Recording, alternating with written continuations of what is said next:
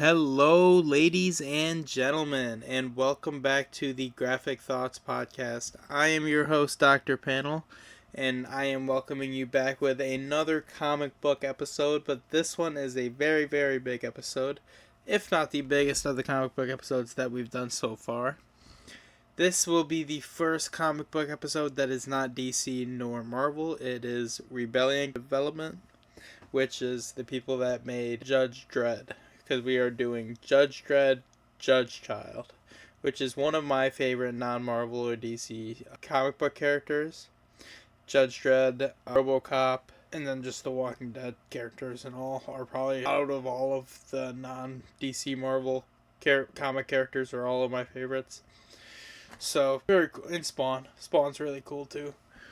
And we're going to be doing a whole bunch of other, more of like non-DC Marvel related comic characters after this, but I thought this was a cool story to do, and then I thought Judge Dredd just in general was a cool character to do.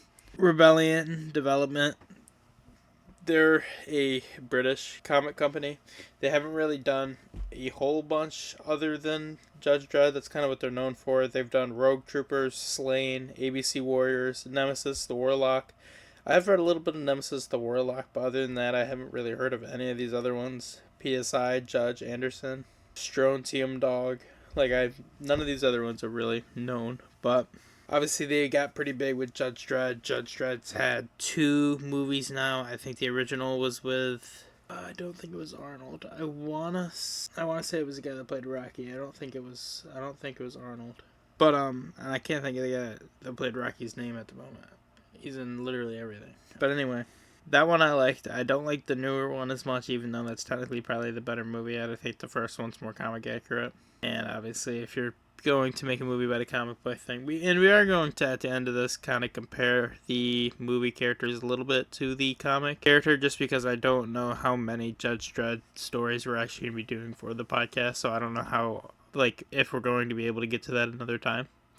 So I definitely want to do that. Before we jump too far into this story or into any of the breakdown, I did want to, like I do every week, thank everybody who is listening and has been listening to the podcast. It means the absolute world to me. I'm going to keep promoting it and keep doing everything I can, so I appreciate everybody doing what they can to support it.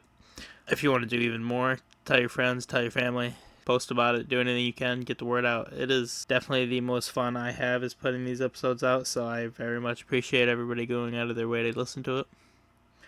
Like I've been reminding everybody, we are out on YouTube. Every episode coming out 2 days after the original episode comes out on Spotify. Other than the first 3 episodes, every episode is now up. Obviously, other than this one, at the time you're hearing this on Spotify, it'll be up in 2 days. Unless you're hearing this 2 days after it comes up on Spotify, then whenever it'll be up. But that's about it anything else before we get into it. Before we get into the actual breakdown of the Judge Dredd Judge Child story, I did want to just break down the original Judge Dredd, his original debut story, just to kind of introduce the character a little bit. And for the people that don't know Judge Dredd, because I do think he's a very, very interesting character, and it's a very interesting world that the character lives in, so I'm excited to jump into that and kind of talk about all of that. So let's get right into it, and thank you very much. Alrighty, so getting right into it, Judge Dredd's first appearance was in a comic called 2000 AD number 2. The release date was March 5th, 1977. The story was entitled just Judge Dredd, nothing else. The writer was John Wagner, the co-writer was Pat Mills, and the artist was Carlos Esquerra.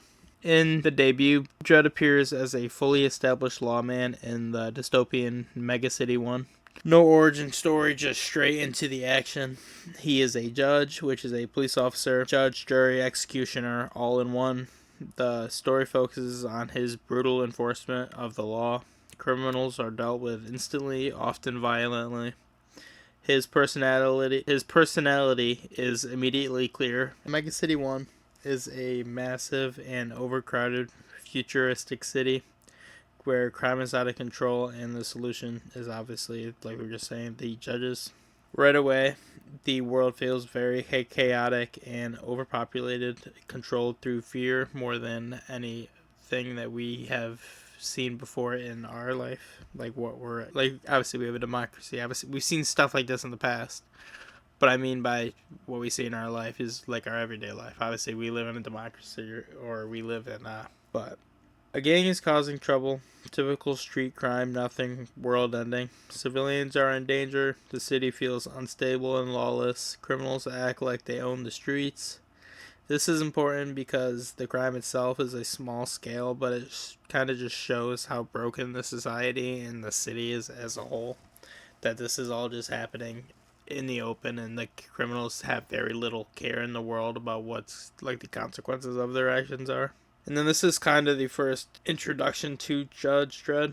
Dredd arrives on the Lawmaster bike. He's very calm, he's silent, completely in control. No dramatic intro, he just shows up and takes over instantly.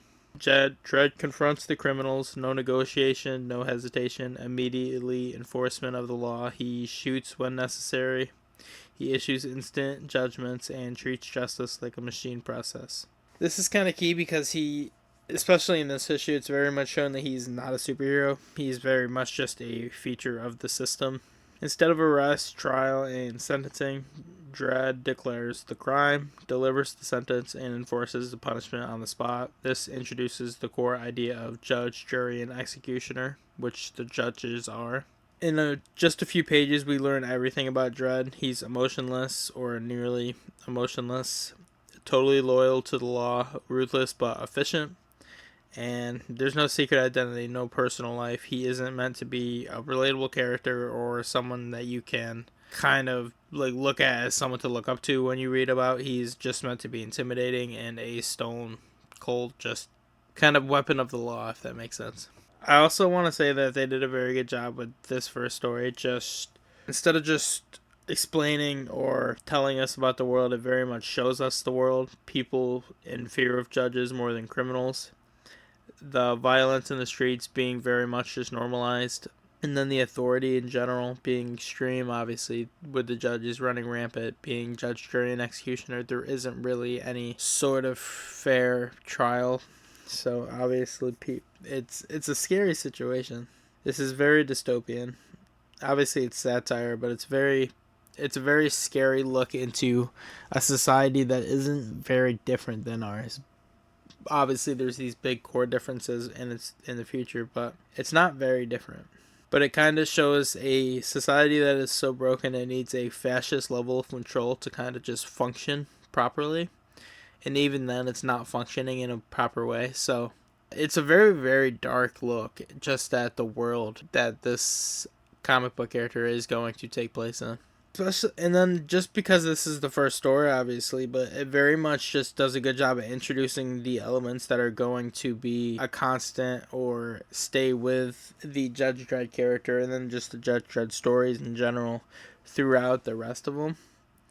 Obviously, law versus freedom. Is this justice or is this oppression? That's a very big thing that kind of you are left thinking about a lot throughout the Judge Dredd stories.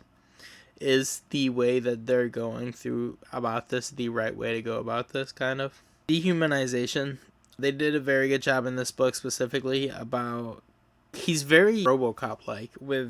He's much more similar to a robot than he is an actual human. Or just a normal person with like emotions. He's very just emotionless and stone cold, and just the law is the only thing he seems to care about. And then why I think this debut worked so well for this character is for many different reasons. For one, the fact that it didn't give us any origin to the character, that he was just kind of thrown out there. They didn't really over explain anything. It very much just showed you everything without giving you a whole bunch of explanation. And it doesn't try to make Judge Dredd likable. It very much just gives you the character that he is and leaves it at that. Instead, it very much just kind of drops you into the world, shows you how it works, lets Dredd's actions define him as the character, which I think is a really cool way to go about this. And especially without giving him an origin, so there isn't any like sad thing that leads him to this, or anything like that, or any tragedy, anything that leads him like a normal superhero origin story. We don't get any of that. We literally get no sort of origin story, which I think is really cool. I can't really think of any other example of a character that doesn't have an origin story. So I think it's really fucking cool. But I think Judge Dredd's debut is very much, here's the future, it's brutal, and this is the man who keeps it running.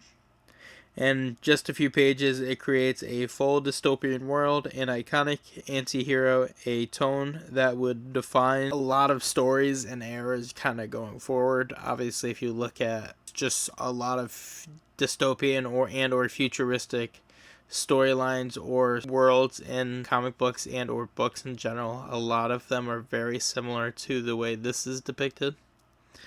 And obviously this came out in 1977, so it's very old.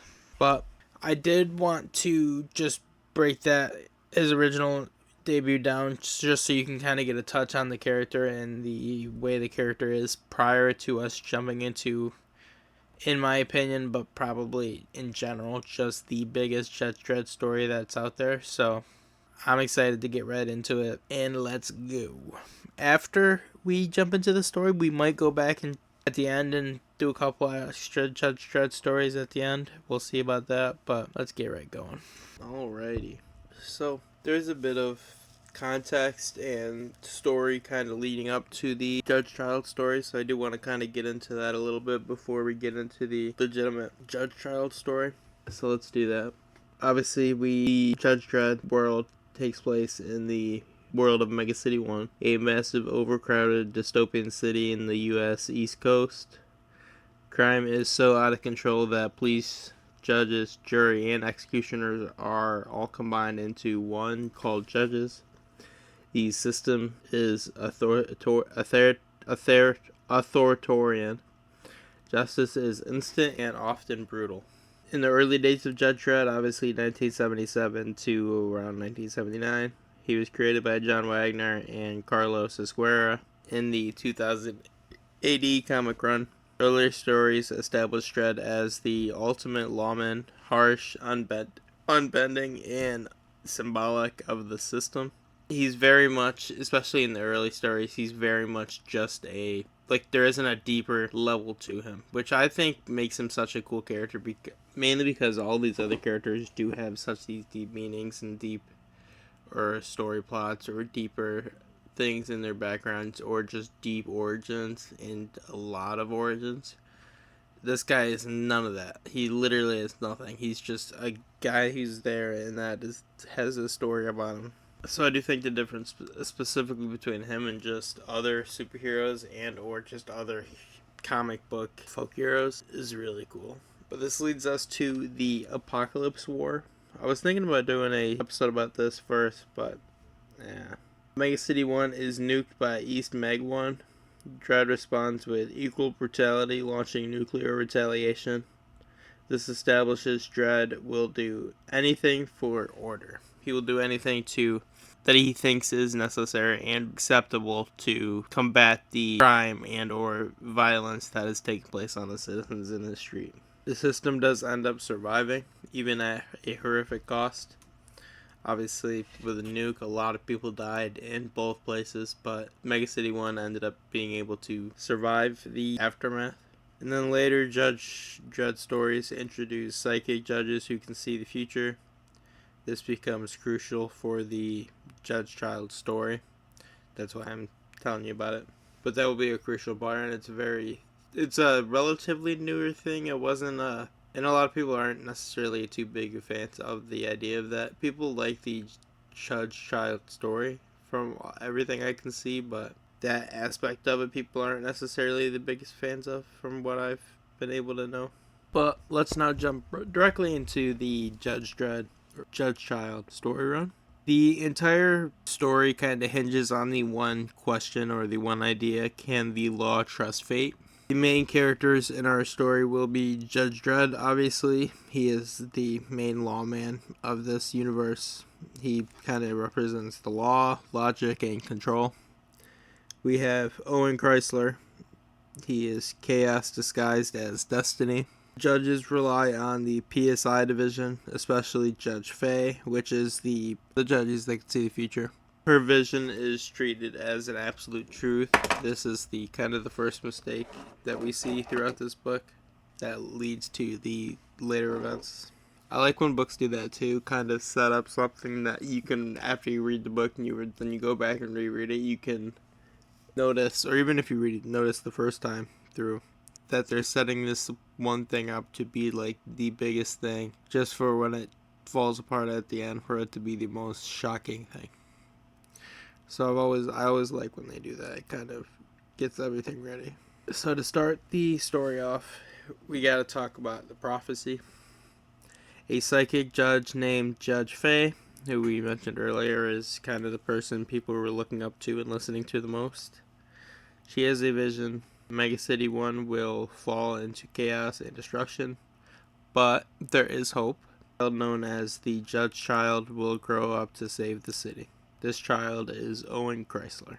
The catch to there being this savior and being this guy who's going to be able to lead the way, for lack of a better term, is that the child, for one, is currently imprisoned on the prison planet Titan. And then he is also dangerous, unstable, and possibly evil. So there's a chance that he might not even be willing to do what they need him to do anyway. And then this kind of leads us directly into the first mission, which is leaving Mega City 1. Dredd doesn't necessarily believe in the prophecy, but he goes anyway. This is kind of the first time that we see Dredd is kind of forced into a mission he disagrees with. Obviously, because he is the law and he always will stand up and protect and be against, people being against the law. He's going to go on with it anyway, but he's already questioning the system internally, but won't openly rebel yet, because obviously that's not his character. That isn't a thing that anyone would even expect him to be someone to do. So this leads us into the introduction. I don't remember if it's the introduction into the comics in general. I don't quite remember if they've been in past Judge Dredd arcs, but to the Angel Gang. The Angel Gang is basically anti-judges. They are living symbols of anarchy and chaos. The main members that we need to remember for this are Mean Machine Angel. He's kind of violence incarnate. Anything he can do to cause pure chaos and carnage and violence, he will do. And then Fink Angel. So on this mission, Dredd ends up recruiting Mean Machine Angel and Fink Angel. Dredd kind of recruits them out of necessity. This is important because the law has to rely on criminals to survive outside of the city. It shows the limit of the judge's system and the judge's reach in general. The Angels turn on Dredd almost immediately. Mean Machine tries to kill him using his dial-controlled rage levels. Dredd's response is very quick and efficient elimination. This is kind of important because it's very early showing and proof that chaos can't really be controlled. He tried to team up with these villains and make them relatively good. Help him, if not good. And they basically turned on him almost immediately. Basically, the first thing they did was turn on him. And then it shows that the system is very fragile outside of its own environment. Outside of the world of Mega City 1, the judges don't really have the power that they have, obviously, in the city. So it's a very different thing for them, being outside of it. On the way to find the Judge Child, outside of Mega City 1, Dredd comes across a lot of really crazy and fucked up shit, including mutant tribes, disease zones, failed civilizations, bioengineered horrors, and then this introduces the creeping death, a sentient plague that infects entire populations, warps bodies and minds, and spreads uncontrollably. I think this is a cool introduction to the story because I think it very much mirrors just not only this disease but the world that it's building around Mega City 1 or outside of Mega City 1, because it kind of mirrors what Mega City 1 could become if it doesn't change and or get into a certain way or fix certain problems it has, or if it goes too far one way or too far the other way, directions it could go in the future. So I do think that's always interesting to look at. It's interesting that they did it this way without actually doing like a Day of the Future Past story or something like that where they jump into the future and or from the future. They kind of just showed the world outside of the judges protecting it and keeping it how they wanted it. So everyone else either adapts or mutates due to the disease and the virus is spreading. Dredd survives through discipline and refusal to panic. he does not end up catching any of the Black Death or any of this, or the Creeping Death rather, any of this stuff. This leads us to when he gets to Titan, the prison moon Titan. It is reserved for the worst criminals possible. They're criminals that are exiled permanently. They are never to return. They're never going to be free, never going to be out. It's a very, very harsh and unforgiving environment. It is, think about probably the 5 worst prisons you could possibly think of, and then think of those as like mansions compared to this place. Like, this is the worst of the worst, and the worst of the worst of people go to this place. This leads us to Owen Chrysler, the judge child. Our first impression of him is he's obviously a child. He's small, calm, and emotionless, kind of just sitting there. He's very, kind of seems out of it, not really aware of where he is or what's going on. But what's kind of subtle about him is he doesn't very much act like a child, speaks with eerie detachment. He observes more than he reacts to anything. He kind of just watches everything going on around him. And he shows no empathy at all. He's just there. Judge Dredd immediately senses that something is a bit off with him. Obviously, they were saying before that there's a possibility that he might be bad and evil in the first place, and this might not even work, and it could be a whole waste of time. That's kind of the sense that Dredd is getting right now, due to the nature this kid is portraying.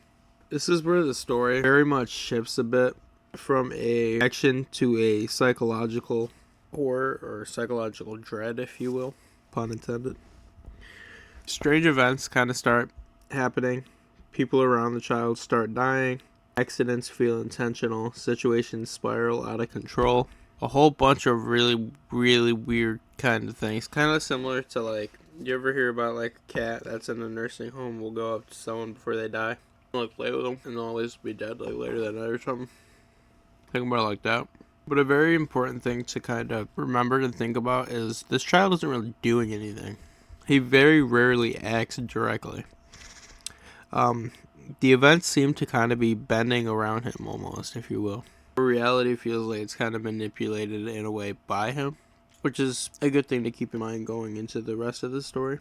This kind of leads us directly into Dredd's internal conflict. For the first time, really ever, he questions orders. He questions PSI, the PSI division. He questions the entire system entirely.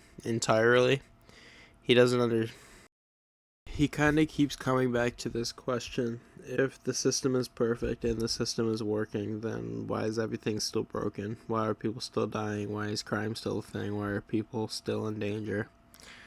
All of these questions and all of these themes kind of keep coming back to him and keep coming back to his head. This blind faith in the prophecy in general bothered Dredd from the start, because the law is supposed to be based on evidence and control, but now they're acting in faith and prediction.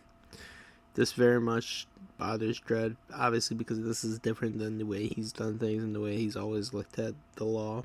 He follows the orders, obviously, initially, and he continues to throughout this story, but he's very much thinking that we're risking everything on a maybe. And then obviously when he gets to the outside of Mega City 1, he encounters the mutants surviving without the judge's control. Entire societies that evolved differently, chaos that still functions on its own. And this kind of leads him to the realization that the judge system really only works inside of its own bubble. It isn't really a thing that is going to work everywhere or all around the world. This is bad, obviously, because it shows that it's not a universal truth. It's not one way of maintaining. There isn't just one way of maintaining order. This obviously leads us directly into, I'm kind of just going over the events, but I'm kind of giving more detail on what Dredd's emotional and feeling about all of this. Dredd is forced to work with the Angel Gang. This creates a big contradiction. Judges, absolute law. The Angels, pure lawlessness. The system needs criminals to complete its mission, is how Dredd looked at it. Dredd very much sees this as being forced to law, but break it when convenient. That hypocrisy sticks with him. And then when Dredd meets Owen Chrysler, everything starts to crack. What he notices is that the child feels wrong, emotionless and detached. Events around him feel manipulated. But obviously like the prophecy said, and that the system dictated that the child will save us. This kind of leads us to Dredd's instinct versus the system's belief. For the first time, Dredd starts trusting his own judgment over the orders that he was giving. But this takes us right back to where we were in the story. Obviously, Judge Dredd starts for the first time to question the orders, the PSA, and the entire system. But he keeps on going because he does need proof. That is the biggest thing about him. Dredd pieces it all together. The vision said that the child will save Mega City 1, but save was misinterpreted. In reality, Owen Chrysler will reshape the city through destruction, through psychic domination. He's not a savior, he's a future tyrant, possible godlike entity. This leads us directly into the final confrontation of this book, which will be on the world of Exo. Instead of returning home, that's where Dredd goes, a dead and empty world. This is a really powerful confrontation in my opinion. And it's really cool because they made it so powerful without throwing a single punch. The child doesn't beg, doesn't resist. He kind of almost accepts it knowingly. This is kind of scary just because it kind of suggests he understands everything and is possibly even planned for it all. But Dredd's choice becomes clear. He ends up abandoning him. Exo, this is huge because he disobeys direct orders, he rejects prophecy, and he chooses logic over destiny. Obviously, this is something we never would have... Reading Judge comics prior to this, you wouldn't have seen this coming and wouldn't have expected this, so this happening was very shocking, kind of out of the blue. Obviously, within the context of the story, it all makes sense, but without reading the story, it's kind of like, oh, what the fuck? But, I think this all kind of leads you with this final overarching thought that the system is flawed. The judges trusted prophecy blindly, nearly doomed their entire city. It's kind of a commentary on authoritarian systems. Absolute power doesn't always equal absolute truth. And this story very much shows the evolution of Dredd as a character. Obviously, we see him as before, looking at it as the law is always right. And then after, very much coming out as the law can be wrong and I must correct it. This is one of the most important character shifts in Dredd's history, if not the most important character shift. And obviously this story very much shows that believing in destiny can be more dangerous than chaos in general. Obviously they were believing so hard and so thoroughly into this thing that they lost themselves in the idea of it and almost destroyed their city because of it. So Owen Chrysler, the judge child, very much represents misplaced hope, corruption of innocence, and the danger of trusting chosen ones. Obviously, he didn't know anything about this, but he was basically chosen without any knowledge, and it almost led to the downfall of the entire city. So, this story is, in my opinion, the most important arc in Judge Dredd comics. Obviously, compared to earlier Dredd stories, it is much longer. It's serialized storytelling, heavy philosophical themes, and then it just expands the universe massively. Obviously, going outside of the world of Mega City 1, and then also just to another planet. Like, it went to another moon on Titan, the prison, to get the Judge Child. This later influenced a lot of stories in the 2000 AD comic runs. The tone of the future dystopian comics very much shifted after this story. But this leads us, obviously, into after the comic run. I did want to just kind of talk about the aftermath of the story and then the character of Judge Dredd, obviously. Things don't implode outwardly, but internally Dredd is permanently changed, and the shift quietly shapes everything that comes next. When Judge Dredd gets back to Mega City 1, he doesn't bring the child back, he doesn't disobey direct orders, or he has disobeyed direct orders. He has undermined PA Division's prophecy. So, what happens? Almost nothing. The judges don't make a big deal out of it. There's no major trial or punishment. The whole situation is basically buried, because admitting the mistake would shake public trust, and the system protects its image above all. This obviously reinforces something Dredd now understands, that the system doesn't just enforce the truth, it controls the perception of the truth. This is kind of the real aftermath. Before Judge Child, Dredd is totally obedient. The system is unquestionable. After, Dredd is much more independent, much more observant, and then much more willing to quietly challenge authority. So this is a very big key to kind of remember, especially coming out of the story.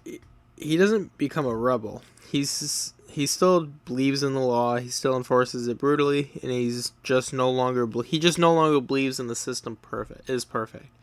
He no longer believes that there isn't a line you can't cross and there isn't a wrong we can't do. He no longer believes that the judges are the greatest thing in the world. Is basically all it is. He's still a judge and he still supports the law and he always will, but this is a very big thing.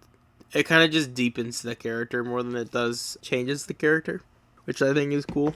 But after the story, Dredd starts acting very much as like a self-aware enforcer.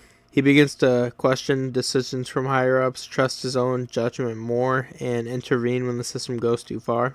You very much see this pay off in later stories. The Judge Child saga sets up how Dredd behaves in major arcs that come after all of this. And then obviously in later stories, Dredd sees the system continue to fail, corruption inside the judges, political manipulation, and abuse of power. Instead of blindly following, he investigates, pushes back, and sometimes acts against orders again.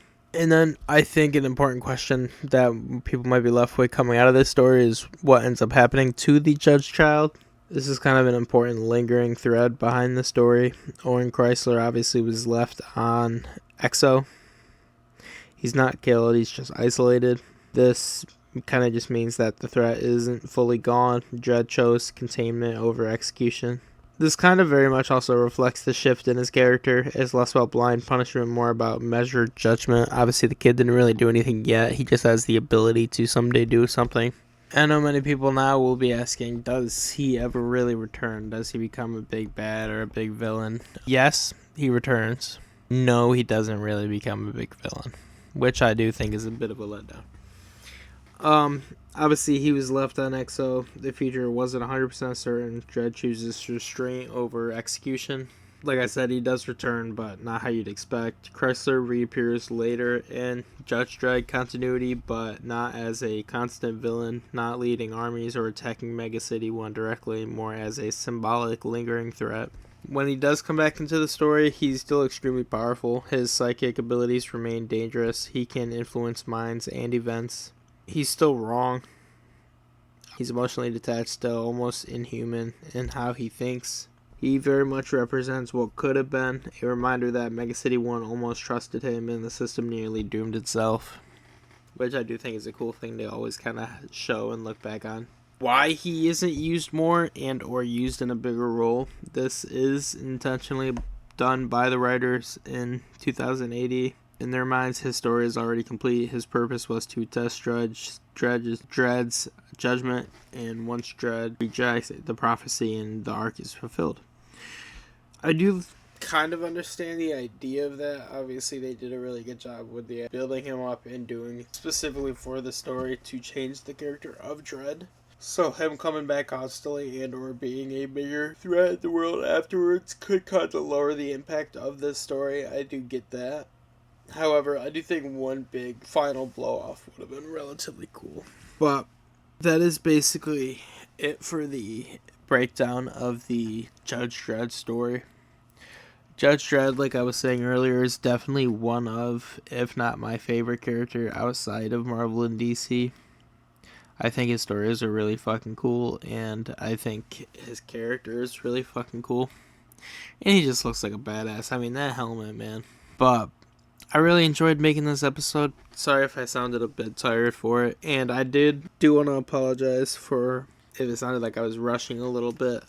There was a lot that I had to try to fit into this. So if it did sound a bit rushed or a bit forced, I do want to apologize for that. I didn't obviously plan on that. And it's hopefully should still be a good, decent length. And it should still be a decent breakdown. And you should be able to get everything out of it that you need. And hopefully afterwards I don't remember exactly what app I read this on, but you'll go out of your way to go read this because it's a really good story. And just read Judge Dredd comics in general after this because he's a really fucking cool character. So I do strongly recommend that. but that will be done, or that will be all rather, for this breakdown. Obviously, like I mentioned before, this Friday's episode will be the 4th, 5th, and 6th, I believe, of Bleach. And then we'll take a break from that story for a while. That story's doing pretty good that breakdown's doing pretty good on YouTube. Doing pretty good on Spotify too, so I do appreciate everybody on that. I appreciate everybody that's listening to all of my videos, on anywhere you're listening to them or anywhere you're soaking in the content. I appreciate you, and I did want to apologize. I know now that I'm recording this part, sorry, a little background, it's coming out a bit later than the rest of it is getting recorded. And this part's actually getting re-recorded, this outro, because of the events that I'm about to talk about. But I've been having some trouble with my editing software the last couple days. For some reason, it wouldn't let me transfer my recording from the editing software to my files to post it. So I had to delete my editing software like 2-3 times and re-download it to try to get in. It's because my subscription, for some reason, it got canceled. I don't know why. I just had to go in there and redo it, but even though I just renewed it, so I don't know, it was a very weird thing, but it's up now, and this episode is coming up on Wednesday night. Wednesday night, this should be coming up. So this Friday's episode will still be out on Friday. No worries about that. It's already mostly all recorded. And then every episode after that will be back on track as normal. Sorry about the here and there later uploads the last couple of weeks. I know things have been kind of a little stressful, but I do appreciate everybody who's still listening and still going out of their way to support the channel. So thank you for that, and thank you for listening to this episode. I hope to do more non-Marvel and or DC comics in the future. The next big one I probably will do is like Hellboy and or I wanted to do Supreme for a really long time. Kind of a spoiler, that is the Image Comics guy that I was going to do a couple weeks ago, but I just couldn't get all the comics of the issues I wanted to get. Or find all the comics of the issues I wanted to find, so I couldn't do that. But I really, really want to do some old Image Comics ones. Like Nighthawk was really cool too. Like they had some really cool comics back in the day that they don't do anymore. And I know they have some good ones now, like Invincible and whatever the Beast one is. But some of Image Comics old books are really good and really easy to look past, because obviously Image Comics isn't the biggest, and then what they're doing now is so much bigger, and plus they're not doing those older stories anymore, so it's not necessarily as important to remember them. But I am excited to get all back into that. I know already what we're going to do for next week's comic episode, but I don't want to spoil it. And then the same for the the manga episode. I know what I'm doing for that also, but that is also going to be a surprise, so you're going to have to wait for the day to hear that and see that. So be excited for that. And then obviously I've been mentioning for weeks now that the bonus episode is coming out. Still working on that, so that'll be out either this week coming up or the following week. So keep an eye out for that. Obviously all Tarzan movies, a full breakdown of all of them. Looking at it, we might break it into 2 parts, so the first part might come out 2 weeks after, or either this week coming up or the next week, and then 2 weeks after that it'll be the next part. But we'll get the bonus episodes out here soon, along with the rest of them. Thank you everybody that's been listening, and that is all for this week's episode. Dr. Panel out.